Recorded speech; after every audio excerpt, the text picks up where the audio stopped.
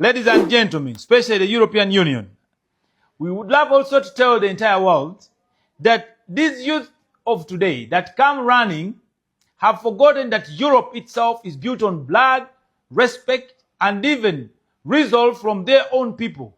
They have fought wars to have peace which they have. He was talking about how Europeans suffered to sort of like have the country they have. And Ugandans do not know that Europeans bled for their country. And he is technically saying that even youth today should bleed for a country that they want. I don't even understand why you need to say that people need to die in a sense that they should have a reasonable government in a way. I don't know. Welcome back, guys. Kakati, I've got my book and I've got my Sharpie, and we are going to be watching LUZZI. Luzi Abrahams, the former candidate for MP Kampala. He has got the mantle in his hand, and nanenya abana Uganda mwena. You people are the problem of this country. Era Luzi ye agamba aina bingi byayogedde wanene. We're going to watch him. It's very interesting. Like, he said some really interesting points, but then again we also need to push back on a couple of points that he made. Abana Uganda agambye mwe kizibu kya Uganda. You people. And he's talking to the European Union, and he is calling for Ugandans to be held accountable. Anyway, I will not speak for him. Let's watch while we note down, then later on we can decipher whatever he said. Let's go. Ladies and gentlemen, my name is Abraham Luzi from Uganda. I am a politician and a seasoned farmer, a commercial farmer, a businessman, a miner of gold, and many other minerals around Uganda. Ladies and gentlemen, I would love to send this message to the European Union, the America, and the entire world, having heard of the discussion about the image of Uganda. Ladies and gentlemen, I would love to tell you what is true on ground, that Uganda has a lot of advantages that is not even known to their own youthful population, that are fond of reporting and always showing the untrue image of Uganda to the outer world. I would love to tell you that Ugandans are so lazy. They don't, first of all, follow the law, yet they love following the law of Europe among other continents. Ugandans don't love paying taxes to their own countries.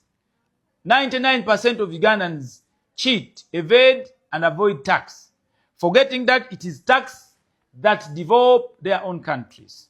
No wonder they come to Europe and want to take advantage of the good taxpayers in those countries and take advantage of the good healthcare systems, the good road networks, the security, among others. The youthful population of today that are involved in politics and come always chanting and singing slogans to you for torture, among others, abuse of office, among others, I can assure you that, honestly speaking, they even don't know the history of this country, where it has come from, where it is, and its vision of 2040. Ladies and gentlemen, especially the European Union, we would love also to tell the entire world that these youth of today that come running have forgotten that Europe itself is built on blood, respect, and even resolve from their own people. They have fought wars to have peace which they have. They have forgotten the rich European history that has made peace that is prevailing to its citizens of today. They have forgotten the suffering Europe went through to build those beautiful networks and systems. Africans, Ugandans in particular in this matter, they choose leaders based on love, tribalism, religion, among others, and leave able-bodied leaders that could unite people and develop their own countries. Africans don't value, or Ugandans don't value knowledge or knowledgeable people. They instead take what they consider fame as leadership, and in the end they get disappointed. Africans are lazy. Africans are not honest. They don't keep and respect contracts. They don't respect time. They don't keep time. And in the end, they cannot compete with the outer world's human resource. I would love also to make it very clear that it indeed is not true that this country, Uganda, is bleeding. There are a lot of people taking advantage of this country, and they are benefiting. Not everybody is poor. It is only the lazy and the few that don't like to take advantage of this country. No wonder there are so many foreign investment and businesses owned by foreigners, especially Indians or Asians and even Europeans. Among others, they have involved themselves in commercial agriculture, contrary to the fellow citizens and local people that don't like taking up these responsibilities and business avenues. They are involved in sand mining, quarry, among others, contrary to fellow Africans or Ugandans. The gold mining and other sectors are involved in only by foreigners. Ugandans are keeping on sleeping and they expect handouts. Ladies and gentlemen, especially the European Union, among others, we would like to tell you that Ugandans abroad should understand the true values of Uganda, discover their own countries or their own country, know the attractions that are bringing constantly the tourists. Can you imagine? Ugandans know more about Europe than knowing their own country. They support European clubs like the Premier League, La Liga, among others, than they support their own countries here and football clubs. They know even in details the substitutes, even the doctors, and even the second lineups of all those clubs and by names. Instead, they don't know their own countries over here. They don't love even participating in development of the infrastructure like stadiums and their clubs locally here, and they all go by baiting, among others, for quick money and handouts. Ladies and gentlemen, Ugandans love politicians, but they don't need such leaders. They base on love, not even competence. We have left a lot of good leaders simply because the youthful population follow emotions than reality. Ladies and gentlemen, we would like also to appeal to the European Union and Parliament and the rest of the world to not consider what is depicted as Uganda's image abroad and calling upon all the diaspora to spread good image, love, reconciliation, cohesion, and working together to develop Africa. We call upon Ugandans in particular to come and invest in commercial farming, come and involve in the immense mining of different mineral resources, value addition as agitated by the president of this country and all leaders. We call upon leaders today to desist from corruption as it erodes away all the norms of working, whereby citizens believe that corruption is the way to go for quick money. Ugandans in particular and fellow Africans should understand that we need to develop systems for sustainable business and even economy, not depend on scams, frauds, and even cheating. Ladies and gentlemen, this is the time we call upon Ugandans to wake up, shun away from showing the bad image of this country and their leaders, but you should come along, sit down with design on how to forgive each other and make what is wrong right. Fellow governments, countrymen in Uganda in particular, and the rest of Africans, this is the time we call upon our children so that we train them via schools and institutions to embrace skills. One should be employed or even exhibit at least what we call entrepreneurial skills on ground. We should call upon all embassies to bring back Africans that are failing and trading in jails abroad. We should introduce what we call a prisoner exchange with immediate effect. Anyone, any African, especially black Africans, that have gone abroad and end up in jails, it is simply because they have broken the law in pursuit of good pastures and in pursuit of what is wrong instead of right. We should make our countries palatable. We should make it habitable, accommodative to every citizen and natives. May we forgive those that have made wrong. May we make the prisoner exchange a continental resolve or resolution that let's bring all our children home, teach them, show them love, and then utilize the opportunities on ground to avoid foreign human resource export, whether voluntary or forced. Leaving them to trail, suffer in those jails, will not only leave a bad mark to our countries, but also our race. Can we do the right thing? It starts with me. It starts with you. fellow Africans, especially Uganda, showing that Uganda is bad does not only do you bad as well, but also lowers your esteem, your country. You exhibit and even promote other countries, thereby crawling and crippling your own people and even sustainable possible development in your own countries. You are lowering the level of tourists visiting your own countries. We should desist, censor what is aired on social media and even main media streams to avoid creating fear and a bad image about our own countries, about our own leaders. And such a law shall be considered blasphemy, especially talking about your own leaders in a manner that can at least lower the personality of those leaders. It is high time the new generation of today wakes up and takes responsibility of their own actions. Leaders should learn how to resign. Leaders should learn how to listen and even give opportunity to the new generation and new ideas. It is ample space right now to call upon every citizen in Africa to involve in education that is productive to their own countries than making students grow up and end up without any skills. Ladies and gentlemen, as I wind up, the change of mindset of our own black nations begins with me, begins with you. We should stop the idea, the narrative, the fake ideology of the blame game of the whites, the colonialists, the so-called imperialists. We should unite, take responsibility of our own countries. It starts now, it starts with me, it starts with you. Fellow Africans, you have failed our own people. Fellow leaders, you have lied about us of independence, and even you ended up taking it as a personal benefit. You know it, even yourselves. Can we do the right thing now? It starts with me. It starts with you. I remain Abraham LUZZI from Uganda, from Africa. Let me let him finish. For God and my country, God bless you all.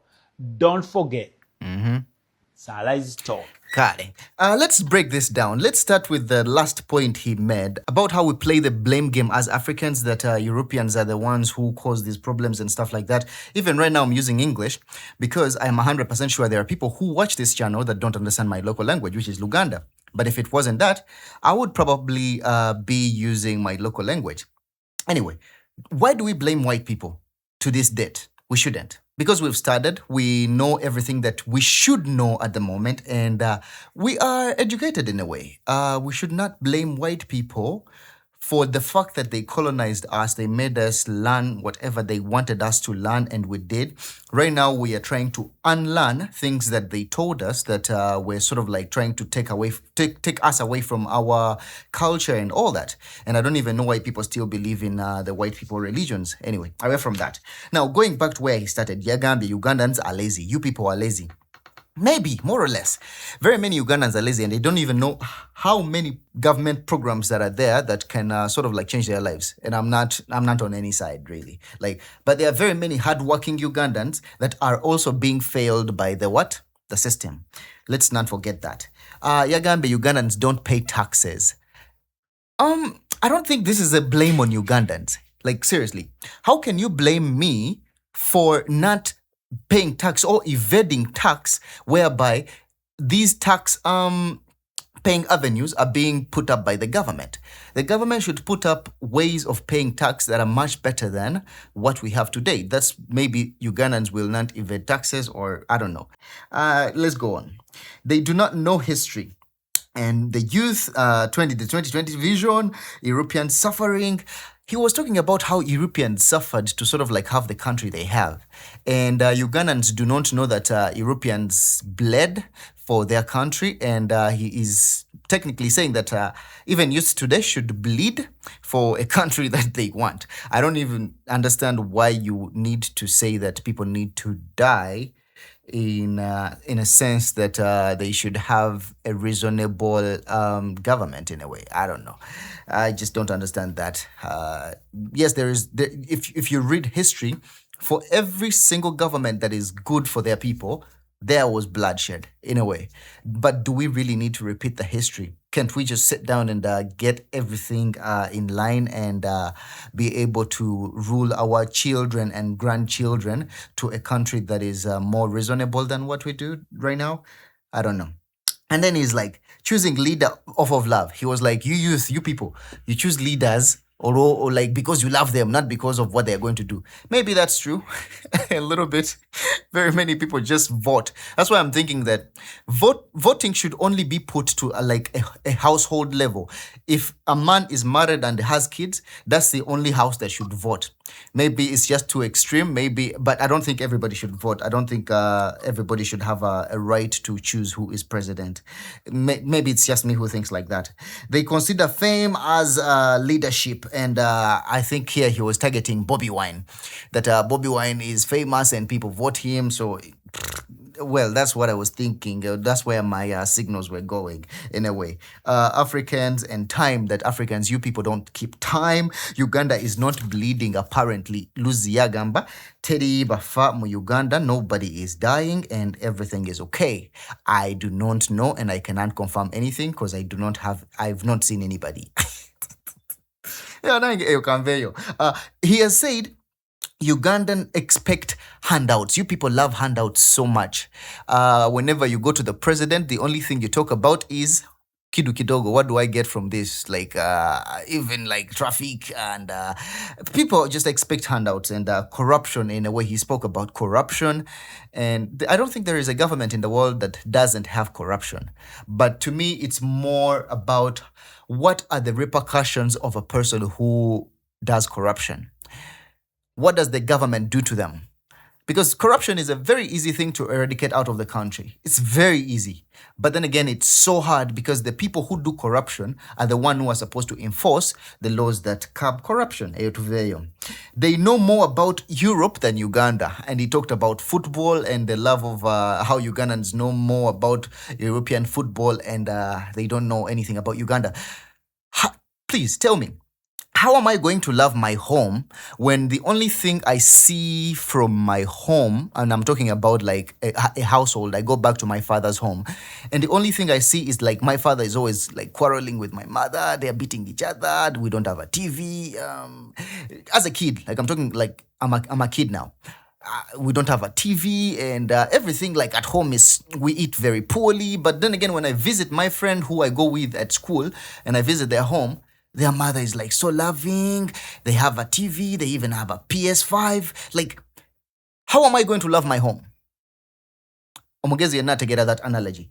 There is no way you're going to make me love my home. Like, I know I love my home. It's where I come from. I love my father. I love my mother. But the shit they do, it's annoying. So I am not going to be there. Like, I'm just going to visit my friend and be with my friend for longer than I'd be at home. That's why probably Ugandans know better what is outside than what is here. Why? Because the systems work. It is systematic. It serves their brain in a way.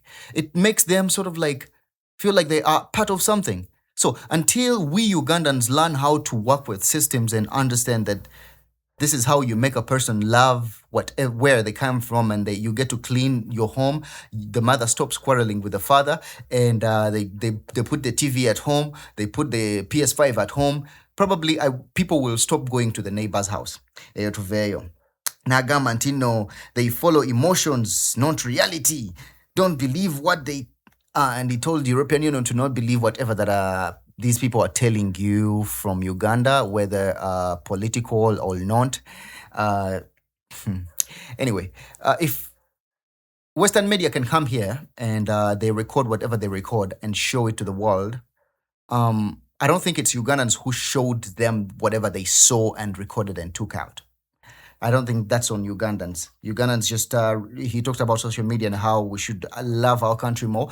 Of course, we are supposed to love our country. Now, the incident of the Uganda Airlines that just sort of like grounded for a few days, and they fired the the executive director, and now they hired Grima as sort of like the temporary executive director at the moment, and then later on they will hire somebody else. Now, how would you want people to report about such things that happened on the Uganda Airlines? Do you want them to like use a language that cannot call out whatever that happened? Like, I do not know how social media or mainstream media is supposed to report about these things. Like, like you can say that do not share a bad image of Uganda, but if Uganda keeps showing the bad image, how are people supposed to report about it? Like, it doesn't make sense to me. But seriously, how are Ugandans supposed to love the country more than, like, how am I supposed to love my father when my father keeps doing the worst stuff ever in our house? And then we are like so ashamed of going out of the house. Our neighbors are laughing at us. Everything is just bad in a way. Like from my home where I come from, my father does these things. So how am I supposed to talk good about my father when people like literally see what my father does? I don't know how this makes sense to LUZZI, but he addressed the European Union. Please tell me what you think down below in the comment section. This is interesting. Yeah, see you in the next one. Peace.